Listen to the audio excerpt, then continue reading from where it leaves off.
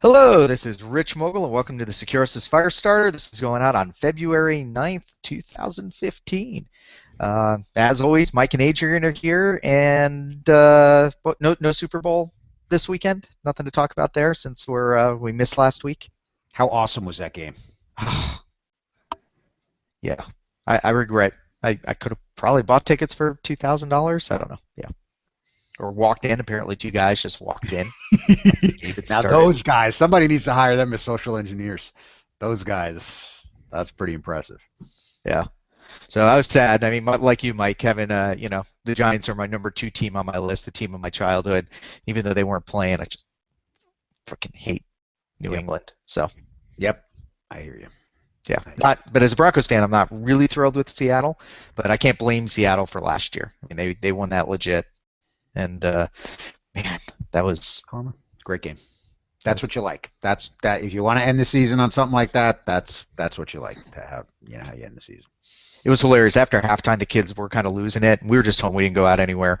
And so I think I tweeted a picture. I had like three kids with iPads sitting on the couch as we were watching the game, and they liked that we did just snacks for dinner. It was just All right. pretzels. Well, Breakfast for dinner. Yeah. yeah, Pretzels, yeah. just Yeah. junk food for Yeah. dinner and everything else. And then Riley started getting upset because I was screaming at the Oh, TV. yeah. Yeah. She's Well, like, "Daddy, you're scaring me." Adrian, you couldn't be that disappointed. You know that the vile, hated Seahawks, lost. The So Sea Chickens lost, yes. There was much rejoicing here in the Lane household.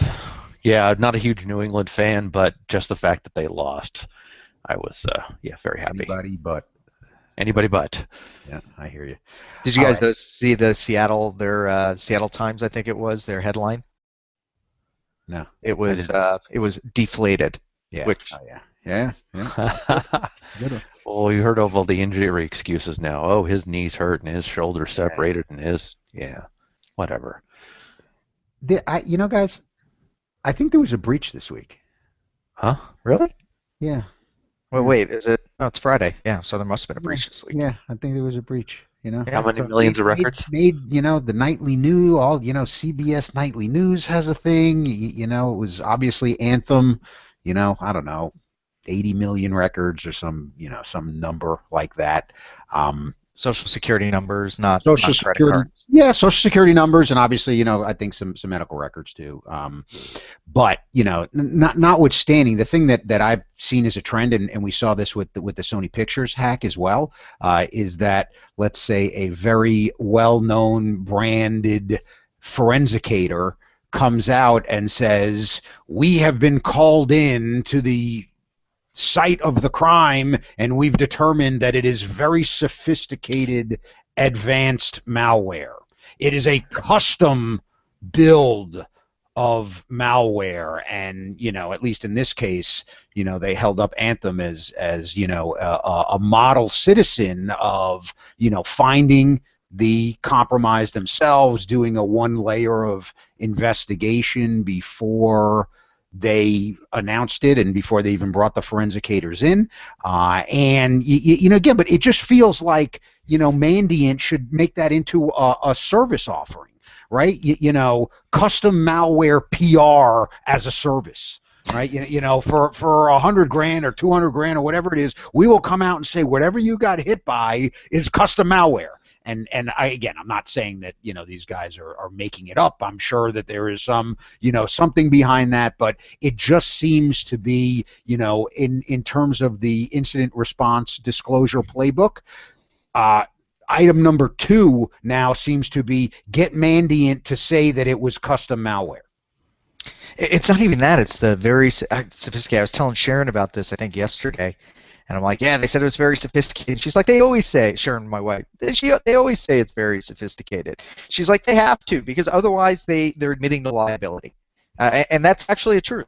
So if their PR people come out and say, we got breached because we screwed up, that's admitting culpability. That's creating a legal liability for when they get sued later.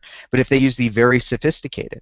And the problem is yeah, anything today, for the most part, that gets in could be construed that. A basic crypto locker malware can be very sophisticated stuff that AV would pick up. I mean, it's just, yeah, that was one of the things that set me off. Like as soon as I read it, very sophisticated. And obviously there are other things because I've now blocked twice on the particular issue. How great. Office Depot is going to have a fire sale on off-the-shelf malware, I guess. Just to get rid of that old stuff, that unsophisticated stuff. Well, that'll be, that's only if Staples, didn't they, aren't they merging with Staples now or something like that? Somebody bought the other one. Yeah. And This is the awesome. So now I can get my thermal fax paper from the same place I buy my floppy drives. That's right. It's freaking awesome. And then they can pick through the bones of Radio Shack, while they're at it.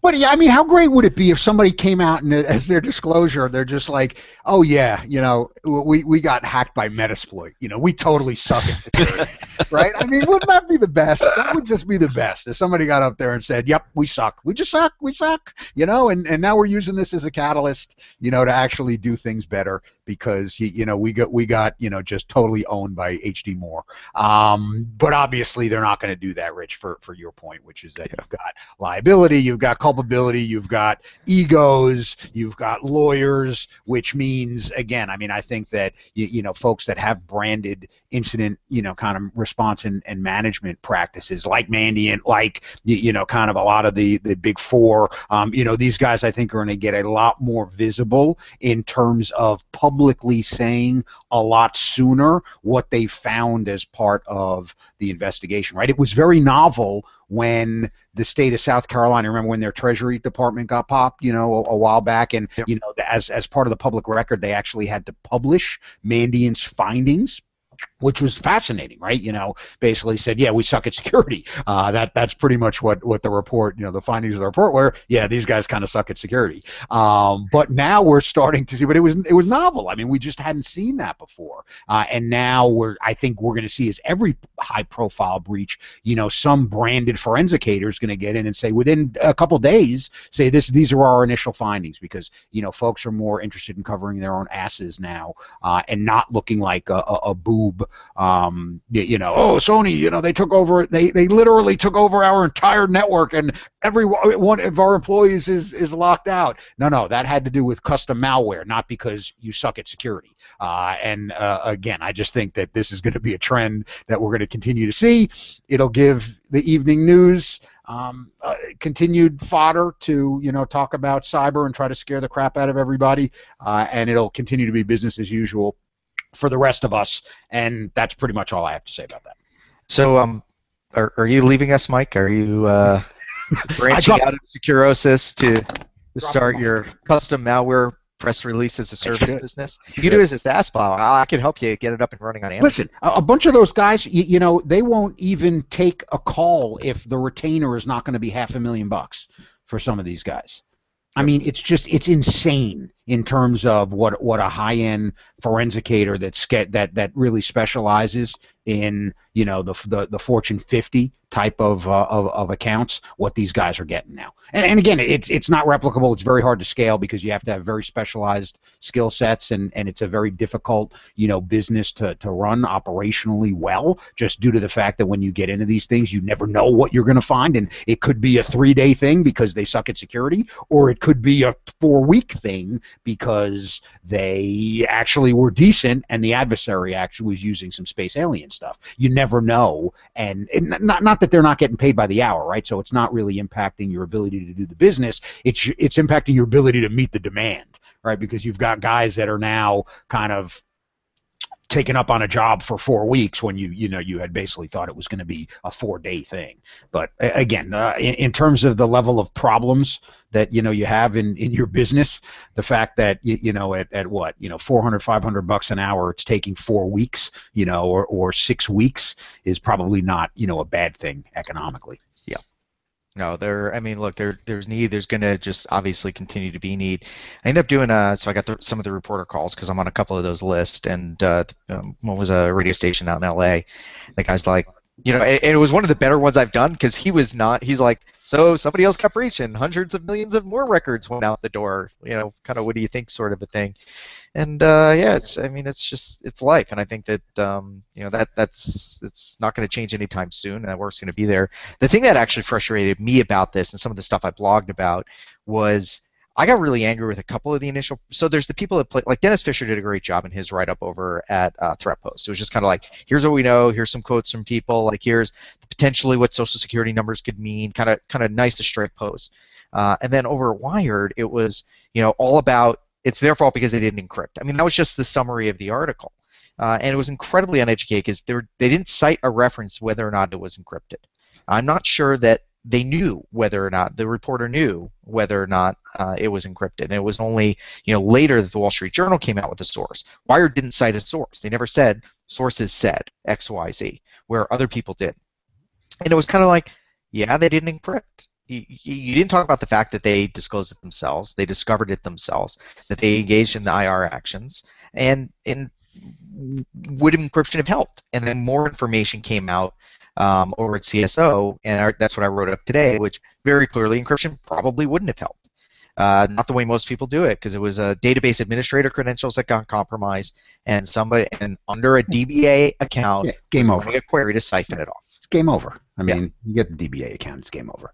Well, I mean, you can restrict. Adrian and I have talked about years on how to restrict that stuff out, but it doesn't work for a lot of kinds of applications because the level of restrictions that go into place make it the application very hard to get operational stuff done. Right. So if you architect, like some of the SaaS providers I'm working with now, I architect that stuff into it where it's very, very hard to have just one account that has access to both the data and the crypto. But that only works in those situations and doesn't work everywhere. Like a healthcare that has to exchange large data sets with insurance providers where they actually need to query all the social numbers because that's the primary identifier. You can't possibly use those techniques and have them be effective. Yeah, not scale. Yep. Yeah. So I just get pissed at people. It's shoddy journalism, it's shoddy reporting, and it doesn't need to be. It blames the victim, and it makes people think things are like there's one silver bullet that's going to solve this. And I mean, the advances.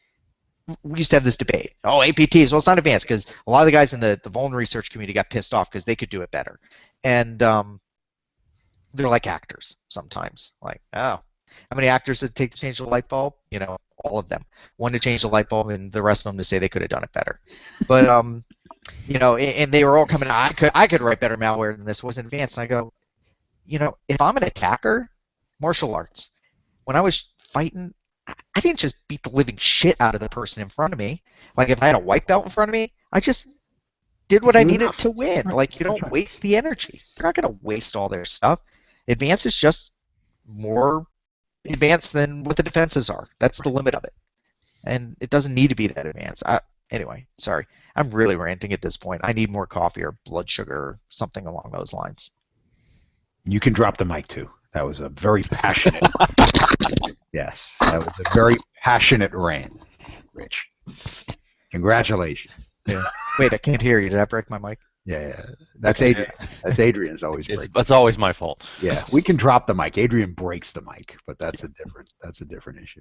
So, again, I don't think we need to beat this one anymore. It's just kind of the frustration that guys like us feel when these things go mainstream and there's just a lot of disinformation, and then you just see this trend of kind of forensicators trying to cover the asses of their clients at very high dollars.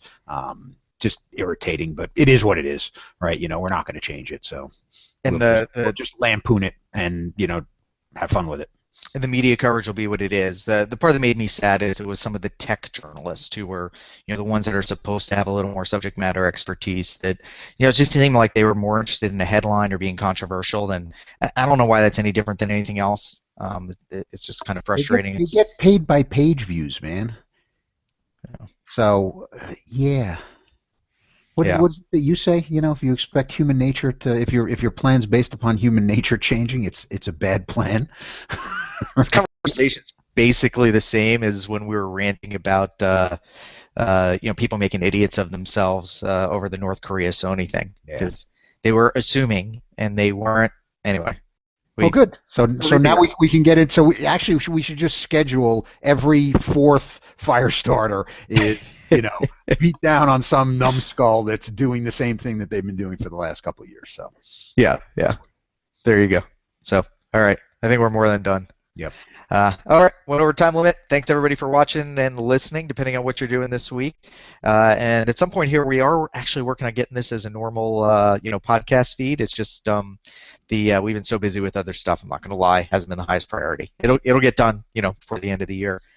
We promise. And That's it. And it's again, it feels weird to be, kind of beginning of February and not talking about RSA. So I'm not going to talk about RSA.